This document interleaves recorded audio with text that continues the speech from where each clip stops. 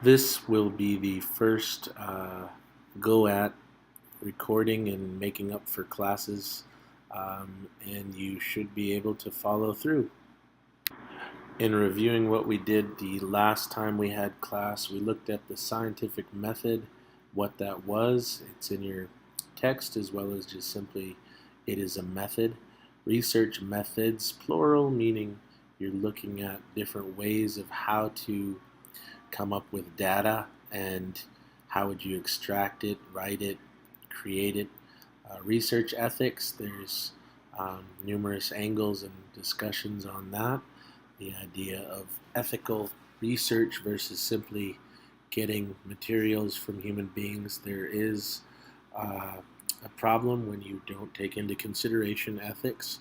The indigenous research paradigm is what I again want to reemphasize is something you need to think about throughout the entire class as to how that might work.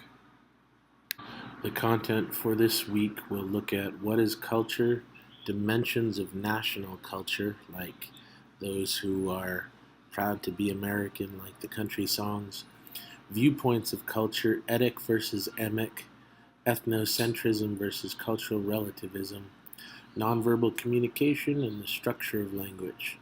Etic and emic come from the word phonetic and phonemic, which are linguistic terms. Etic being an external view and emic being an internal view. Ethnocentrism being proud to be who you are in a simplified version.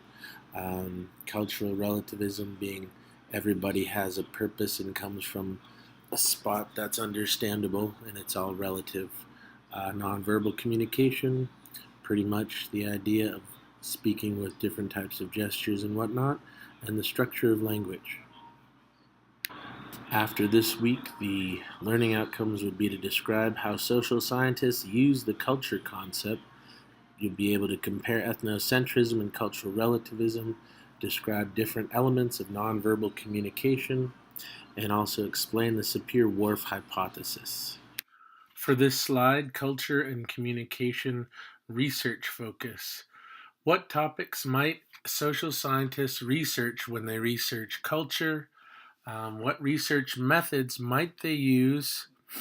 What topics might social scientists research when they research communication? What research methods might they use?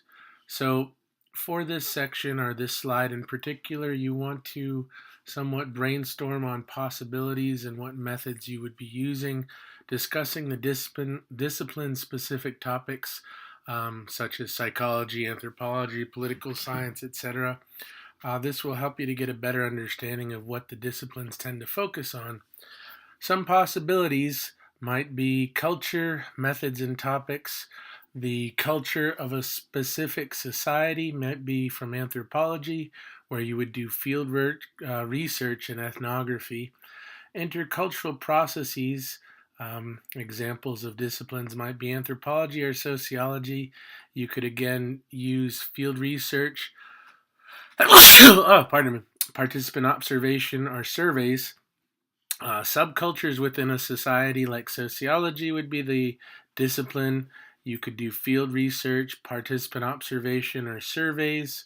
You could ask the question, in which climates do we find which traditions? You might use the discipline of geography and then do secondary data analysis. Another one you could ask would be, how our socio-cultural context or upbringing influences us? That could fall under the realm of psychology. You could do surveys, field research, participant observation. You could look at religious freedom laws under possibly the discipline of political science and utilize secondary data analysis. You might look at cross-cultural trainings for expats. The discipline could be economics. You could do field research or surveys. Regarding communication, what research methods might you use and what would the topics be? You could possibly do intercultural communication. That could fall under communication studies or anthropology. You could do field research. Nonverbal communication, you could do communication studies or anthropology for the disciplines. Field research and surveys for the methods. Linguistic families, linguistics, secondary data analysis, programs to strengthen a language. Perhaps the discipline would be anthropology, education, field research, surveys, secondary data analysis, how the way we speak can be influenced by socioeconomic and cultural background, sociology or anthropology. You could do field research, secondary data analysis. Any of those are possibilities. So for this particular slide, we have the Lakota words of the day being Wichoka, to equate to culture or way of life, and Wayaka to communicate. Those seem like pretty good words that are probably very, very much connected to the English counterpart there. Again, things like this, you want to pose such questions if you do have a Lakota Studies or language class. Ask the instructor the context of those words. What is culture? Is it highbrow? Is it something that's definitive and finite? Is it porous? Is it something you have to define? The cultural iceberg is a good mnemonic and heuristic tool to thinking and modeling what culture means. As you can see in the picture, if you zoom in, there's surface level culture and there's deep culture.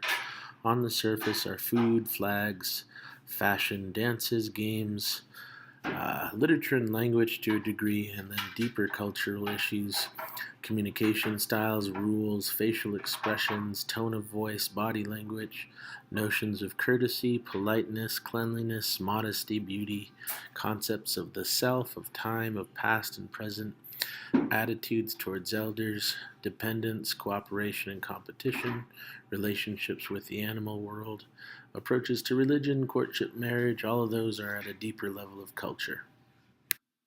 So culture is learned, it is shared, it is patterned, it is adaptive, and it is symbolic. It comes from the Latin word colere, to cultivate. Um, in the 18th century and 19th century, culture was as a counterpart to nature. Culture was like civilization. European lifestyle equaled culture, and other areas equaled nature. Not necessarily a bad judgment, but just was what it was.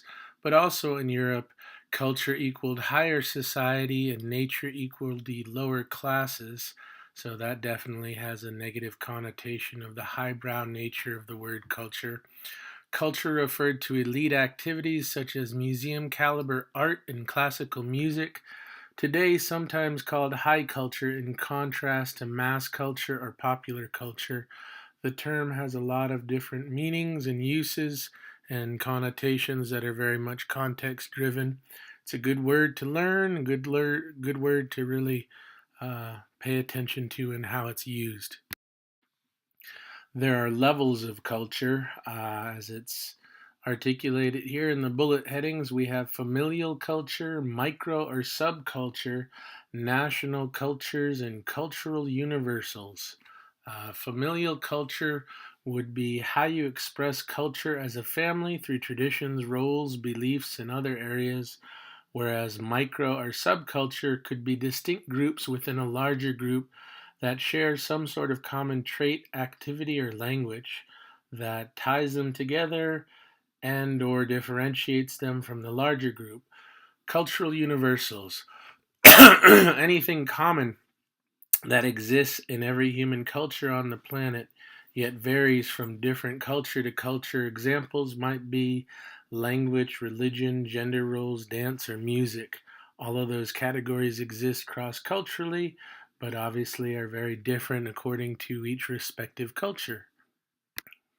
This section, titled Dimensions of National Cultures, has the website on the slide, as well as the bullet headings that read power and distance, uncertainty and avoidance, individualism versus collectivism, masculinity versus femininity, long term versus short term orientation, indulgence versus restraint. So, taking these from your text as well as just going over them here. The Power Distance Index, or the acronym PDI. This dimension expresses the degree to which the less powerful members of a society accept and expect that power is distributed unequally. The fundamental issue here is how a society handles inequalities among people. People in societies exhibiting a large degree of power distance accept a hierarchical order in which everybody has a place in which needs no further justification. In societies with low power distance, people strive to equalize the distribution of power and demand justification for inequalities of power. So, that is one dimension of analysis applied to different nation states that you could use, looking at different societies and whatnot. Another one would be, or could be, individualism versus collectivism, the acronym IDV. The high side of this dimension, called individualism, can be defined as a preference for a loosely knit social framework in which individuals are expected to take care of only themselves and their immediate families. Its opposite is collectivism. It represents a preference for tightly knit framework in society in which individuals can expect their relatives, or members of a particular in-group to look after them in exchange for unquestioning loyalty. A society's position on this dimension is reflected in whether people's self-image is defined in terms of I or we. So that's a good one to try and apply to Lakota culture here on the reservation. Um, Another one to look at is masculinity versus femininity, with the acronym being MAS. The masculinity side of this dimension represents a preference in society for achievement, heroism, assertiveness, and material rewards for success. Society at large is more competitive. Its opposite, femininity, stands for a preference for cooperation, modesty, caring for the weak, and quality of life. Society at large is more consensus oriented, and in the business context, masculinity versus femininity is sometimes also related to as tough versus tender cultures. This framing of culture and whatnot is obviously interesting to again apply here to Pine Ridge or to Lakota culture and look how the incongruity has occurred between America at large as a culture and a national culture versus the specifics of Lakota society. Another one might be, let's look at the Uncertainty Avoidance Index, UAI. The uncertainty avoidance dimension expresses the degree to which the members of a society feel uncomfortable with uncertainty and ambiguity. The fundamental issue here is how a society deals with the fact that the future can never be known. Should we try to control the future or just let it happen? Countries exhibiting strong UAI maintain rigid codes of belief and behavior and are intolerant of unorthodox behavior and ideas. Weak UAI societies maintain a more relaxed attitude in which practice counts more than principles. Again, that as it applies to global communities and societies or respectively Lakota culture is a good one to play with as an idea. Long-term orientation versus short-term normative orientation, acronym being LTO, also related to as PRA. Essentially, every society has to maintain some links with its own past while dealing with the challenges of the present and the future. Societies prioritize these two existential goals differently. Societies who score low on this dimension, for example, prefer to maintain time-honored traditions and norms while viewing societal change with suspicion. Those with a culture which scores high, on the other hand, take a more pragmatic approach. They encourage thrift and efforts in modern education as a way to prepare for the future. In the business context, this dimension is related to as, quote, short-term normative versus long-term pragmatic. That's the acronym again of PRA. In the academic environment, the terminology is monumentalism versus flex humility. These are sometimes also used. And perhaps the final example to elaborate upon would be indulgence versus restraint, acronym being IND. Indulgence stands for a society that allows relatively free gratification of basic and natural human drives related to enjoying life and having fun. Restraint stands for a society that suppresses gratification of needs and regulates it by means of strict social norms. So, again, looking at how a society or culture might or fit into that or might not is important to play with these ideas and familiarize yourself with these concepts. So on this slide, we have Hofstede dimensions as they pertain to the United States. And there is a graph to explore and read and decipher. If we explore the U.S. culture through the lens of the 6D model, we can get a good overview of the deep driving factors of American culture relative to other cultures in our world. By supplying you with this information, please realize that culture describes a central tendency in society. However, everybody is unique, yet social control ensures that most people will not deviate too much from the norm. Moreover, within every country's regional cultural differences do exist. Also in the states. Americans, however, don't go or don't need to go to a cultural briefing before moving to another state successfully. So, the power distance, the fact that everybody is unique, implies that we are all unequal. One of the most salient aspects of inequality is the degree of power each person exerts or can exert over other persons.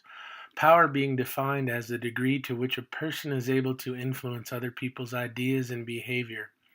This dimension deals with the fact that all individuals in societies are not equal, and it expresses the attitude of the culture toward these power inequalities amongst us. Power distance is defined as the extent to which the less powerful members of institutions and organizations within a country expect and accept that power is distributed unequally. It has to do with the fact that a society and its inequality is endorsed by the followers as much as by the leaders. Individualism. It is the fundamental issue addressed by this dimension, where the degree of interdependence a society maintains among its members. It has to do with whether people's self image is defined in terms of I or we. In individualist societies, people are only supposed to look after themselves and their direct family. In collectivist societies, on the other hand, people belong to, quote, in groups that take care of them in exchange for unquestioning loyalty.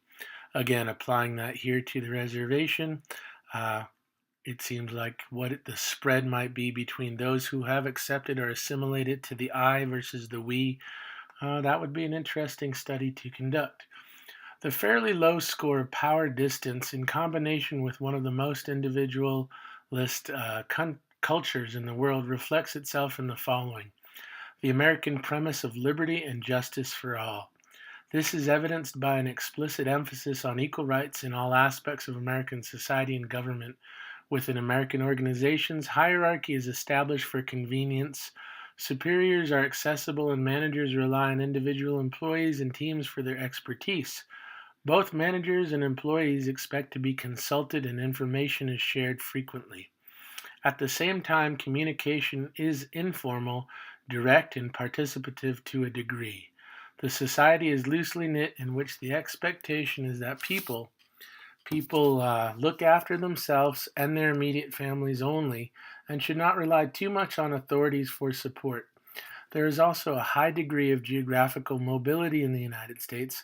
Americans are the best joiners in the world. However, it is often difficult, especially among men, to develop deep friendships. Americans are accustomed to doing business or interacting with people they don't know well. Consequently, Americans are not shy about approaching their prospective counterparts in order to obtain or seek information. In the business world, employees are expected to be self-reliant and display initiative. Also, within the exchange-based world of work, we see that hiring, promotion, and decisions are based on merit or evidence of what one has done or can do. Here, looking again at this chart and the different terms, we have masculinity. A high score masculine on this dimension indicates that the society will be driven by competition, achievement, and success, with success being defined by the quote winner or the quote best in the field, end quote. This value system starts in childhood and continues throughout one's life, both in work and leisure pursuits. A low score, which would equate to feminine on the dimension, means that the dominant values in society are caring for others and equality of life. A feminine society is one where quality of life is the sign of success and standing out from the crowd is not admirable. The fundamental issue here is what motivates people, wanting to be the best via masculine or liking what you do, equating to feminine. The score of the US on masculinity is high at 62, and this can be seen in the typical American behavioral pattern. This can be explained by the combination of high masculinity drive together with the most individualist drive in the world. In other words, Americans, so to speak, all show their masculine drive individually. The British, however, have the same culture in this respect. The question, therefore, should be, is the same drive not normally to be seen on the surface? This difference is a reflection of the higher score of the US on uncertainty avoidance than of the UK. In other words, in both societies we find the same drive, but Americans show it up front, whereas the British will take you by surprise. This American combination reflects itself in the following. Behavior in school, work, and play are based on the shared values that people should, quote, strive to be the best they can be, end quote, and that the, quote, winner takes all, end quote. As a result, Americans will tend to talk freely about their successes and achievements in life. Being successful per se is not the great motivator in American society, but being able to show one's success. Many American assessment systems are based on precise target setting, by which American employees can show how well a job they did. There exists a quote, can do mentality, which creates a lot of dynamism in a society, as it is believed there is always the possibility to do things in a better way.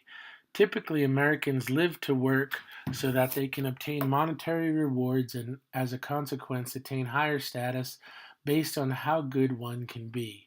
Many white collar workers will move to more fancy neighborhoods after each and every substantial promotion. It is believed that a certain degree of conflict will bring out the best of people, as it is the goal to be the winner. As a consequence, we see a lot of polarization and court cases. This mentality nowadays undermines the American premise of liberty and justice for all. Rising inequality is endangering democracy because a widening gap among the classes may slowly push power distance up and individualism down. The uncertainty avoidance. The dimension uncertainty avoidance has to do with the way that a society deals with the fact that the future can never be known. Should we try to control the future or just let it happen? This ambiguity brings with it anxiety, and different cultures have learned to deal with anxiety in different ways. The extent to which the members of a culture feel threatened by ambiguous or unknown situations and have created beliefs and institutions that try to avoid these is reflected in the score on uncertainty avoidance. The U.S. scores below average with a score of 46 on the uncertainty avoidance dimension. As a consequence, the perceived context in which Americans find themselves will impact their behavior more than if the culture would have either scored higher or lower. Thus, the cultural pattern reflects itself as follows. There is a fair degree of acceptance for new ideas, innovative products, and a willingness to try new or different. Whether it pertains to technology, business practices, or food, Americans tend to be more tolerant of ideas or opinions from anyone and allow the freedom of expression. However, at the same time, Americans do not require a lot of rules and are less emotionally expressive than higher scoring cultures. At the same time, 9/11 has created a lot of fear in American society, culminating in the efforts of government to monitor everybody through the NSA and other security organizations. So much so that there is a culture of fear posited by certain folks, and I think championed by Michael Moore, a documentary filmmaker. So, coming further along here on these dimensions from the graph, we have long term orientation. This describes how every society has to maintain some links with its own past while dealing with the challenges of the present and the future, and societies prioritize these two existential goals differently. Normative societies, which score low on this dimension, for example, prefer to maintain time honored traditions and norms while viewing societal change with suspicion. Those with a culture which scores high, on the other hand, take a more pragmatic approach. They encourage thrift and efforts in modern education as a way to prepare for the future. The United States scores normative on the fifth dimension with a low score of 26. This is reflected in the following. Americans are prone to analyze new information to check whether it is true. Thus, the culture doesn't make most Americans pragmatic, but this should not be confused with the fact that Americans are very practical, being reflected by the quote, can do mentality mentioned above. The polarization mentioned above is, so to speak, strengthened by the fact that Americans have very strong ideas about what is good and evil. This may concern issues such as abortion, use of drugs, euthanasia, weapons, or the size and rights of the government versus the states versus citizens. The U.S. is one of the only Caucasian countries in the world where, since the beginning of the 20th century, visiting church has increased. The increase is evident in some post Soviet republics such as Russia. American businesses measure their performance on a short term basis, with profit and loss statements being issued on a quarterly basis. This also drives individuals to strive for quick results within the workplace. Finally, we come to indulgence. Indulgence, one challenge that confronts humanity now and in the past, is the degree to which small children are socialized. Without socialization, we do not become, quote, human. This dimension is defined as the extent to which people try to control their desires and impulses based on the way we were raised. A tendency toward a relatively weak control over their impulses is called indulgence, whereas a relatively strong control over their urges is called restraint. Cultures can be described as indulgent or restrained. The United States scores as an indulgent 68 society on the sixth dimension.